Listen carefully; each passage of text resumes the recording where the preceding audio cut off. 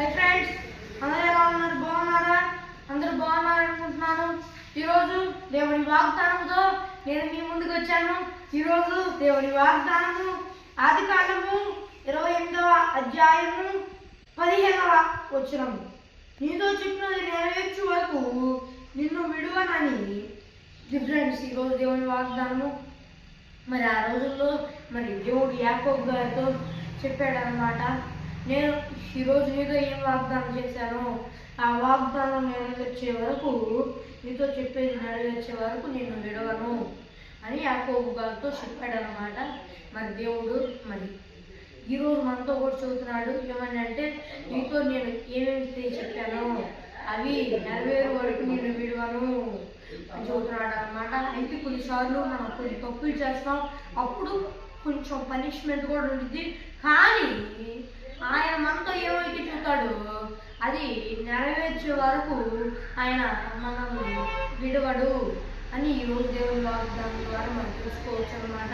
కొంతమంది అడుగుతారు, నెరవేరియ మరి సరే యాకోబు జీవితంలో ఏం నెరవేరినాయి అని కొంతమంది అడుగుతారు.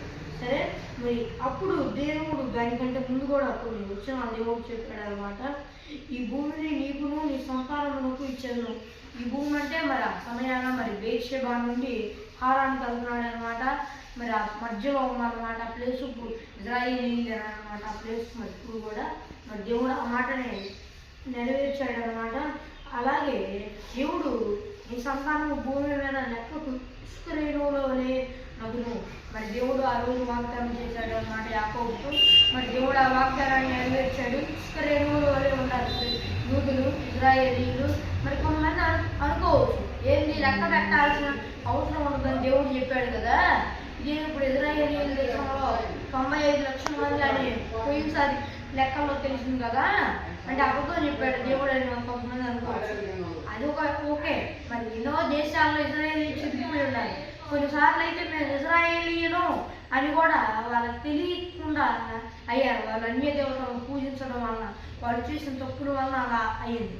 అయినా కూడా దేవుడు వాళ్ళని విడిచిపెట్టాలి. ఇంకోటి తెలుసా, మరి నీవు పడమటి తట్టును, తూర్పు తట్టును, ఉత్తరపు తట్టును, దక్షిణపు తట్టును వ్యాపించదు.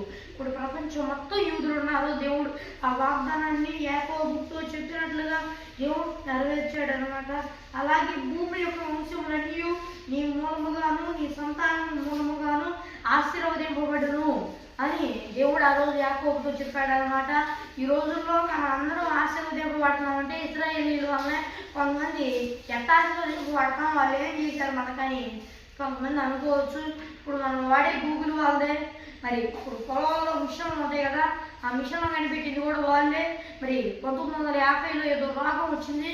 ఆ రోగం వల్ల ఇబ్బంది పడుతుంటే దానికి వ్యాక్సిన్ కనిపెట్టింది వాళ్ళే. మరి ఎంతో మంది ప్రాణాలు కాపాడారు. ఎంతో సులభంగా అయ్యేటట్టు గూగుల్ ఇలాంటి తయారు చేశారు ఇజ్రాయేలీలు. వాళ్ళకి దేవుడు తెలివితేటలు ఇచ్చాడు. దేవుడు ఆ రోజు ఆ మాట చెప్పాడు, దేవుడు నెరవేర్చుకున్నాడు. వాళ్ళు లేకపోతే ఇప్పుడు ప్రపంచం వేరే విధంగా ఉండేది. కానీ దేవుడు ఆ రోజు మాట ఇచ్చిన దేవుడు ఆ మాటని నెరవేర్చాడు. దేవుడు గొప్ప దేవుడు. మరి ఇలా దేవుడు నువ్వు వెళ్ళే ప్రతి స్థలమందు నేను నిన్ను కాపాడుతా, మళ్ళీ ఈ దేశానికి నేను నిన్ను రప్పిస్తా అని చెప్పాడు. మరి యాకోబు హారాను తన మావ దగ్గరికి వెళ్ళినప్పుడు మరి అక్కడ కూడా దేవుడు తోడున్నాడు. మరి ఆ తరువాత మళ్ళీ వచ్చేదో అన్నాడు. దేవుడు ఆ మాట నెరవేర్చాడు. ఇలా యాకోబు జీవితంలో కూడా నెరవేర్చాడు. ఈరోజు మన జీవితంలో కూడా దేవుడు చెప్పే మాట ఏంటంటే, నేను నీకు ఏదైతే వాగ్దానం చేస్తున్నానో ఆ వాగ్దానం ఖచ్చితంగా నేను నెరవేరుస్తాను. నేను నమ్మదగిన దేవుడను, నేను సర్వశక్తి కలిగిన దేవుడను. ఖచ్చితంగా నేను ఈరోజు నీతో ఏం వాగ్దానం చేశానో అది నెరవేరుస్తా అని చెబుతున్నాడు. ఆ సమయాన్ని మరి నీకును నీ సంతానం నాకు అన్నాడు. మరి ఈరోజు ఆయన సంతానమే ఇజ్రాయేలు, అంటే అబ్రహాము సంతానం ఇజ్రాయేలు. అది నెరవేరుస్తా అన్నాడు, నెరవేర్చాడు. ఇంకొకటి తెలుసా, మరి దేవుడు అన్ని విషయాల్లో నమ్మదగిన దేవుడు. ఇంకోటి తెలుసా, దేవుడు గొప్ప కార్యాన్ని ఇజ్రాయేలీల పట్ల చేశాడు. వాళ్ళే ఈ ప్రపంచంలో బాగా తెలివిగల్లో ఎవరు ఉంటారు అంటే ఇజ్రాయేలీలకి. అంత జ్ఞానాన్ని కూడా ఇజ్రాయేలీలకి ఇచ్చాడు. దేవుడు అన్ని విషయాల్లో నమ్మదగిన దేవుడు. ఆ రోజు యాకోబుతో వాగ్దానం చేశాడు. ఆ వాగ్దానం ఇప్పుడు కూడా నిలిచి ఉంది. దేవుడు గొప్ప దేవుడు. మరి ఈ ఫ్రెండ్స్, ఈరోజు దేవుడి వాగ్దానం మీ జీవితంలో కూడా ఏమన్నా కష్టాలు ఉంటే మరి భయపడాల్సిన అవసరం లేదు. దేవుడు వాగ్దానం నాతో ఎలా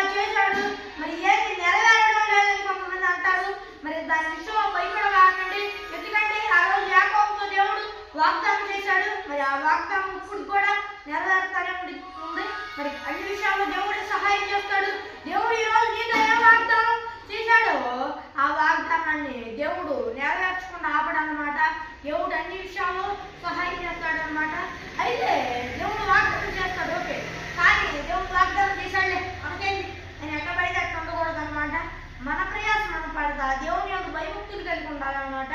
ఎందుకంటే ఇజ్రాయేలీయులు ఆ సమయాన దేవుడు వాగ్దానం చేశాడు అనమాట. కానీ కొంత సమయం పట్టింది, ఎందుకంటే మధ్యలో వీళ్ళు కొన్ని మిస్టేక్లు చేశారు.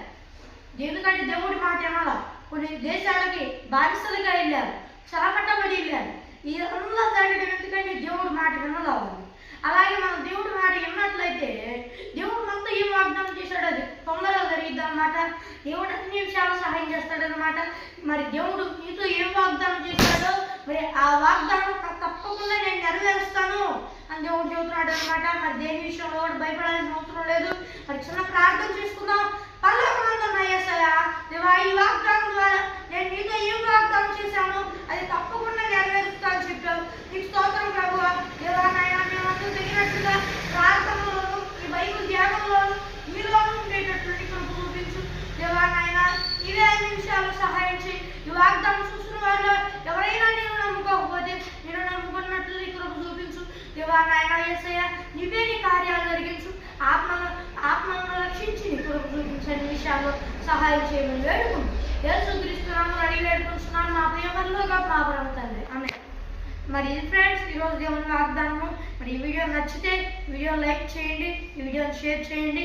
మరి 2 రోజుల నుంచి మరి వేరే ప్లేస్లో ఉన్నాం కదా ఫ్రెండ్స్. మరి ఈరోజే మరి చర్చి కాడికి వచ్చాము. మరి బాగుంది కదా, మరి చర్చి కాడే కొంచెం రిలీఫ్గా ఉంది.